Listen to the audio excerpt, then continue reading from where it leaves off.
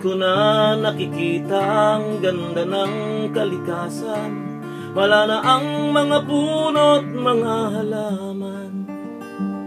Hindi ko na natitikman matamis na mangga't pakwan na nagkalat noon sa aming kabukiran.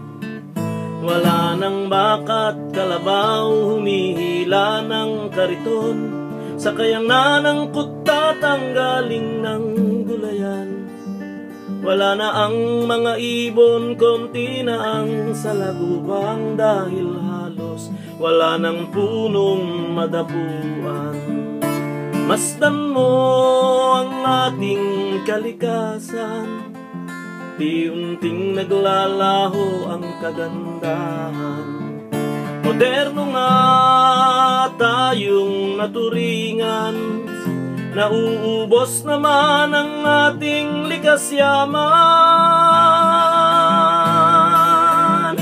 Wala na ang baboy ramo, ubos na ang alimangong, nahuli sa ilog at sa kagubatan. Mangingisda'y halos walang pagkakitaan, dahil ubos na ang laman nitong karagatan.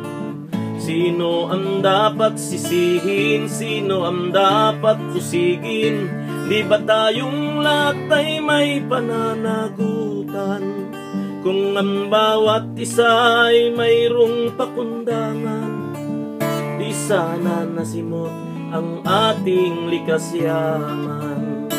Masdan mo ang ating kalikasan, umiiyak, dumaraing, nahihirapan.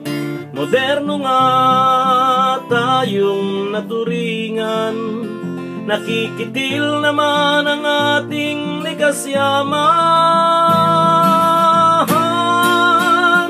Ano ang dapat mong gawin? Magkumpisa at pagandahin at mahalin ating likas na kayamanan. Lahat naman tayo'y tiyak na makikinabang at ihandog sa susunod na kabataan. Lahat naman tayo'y tiyak na makikinabang at ihandog sa susunod na kabataan. Ang maganda at masagana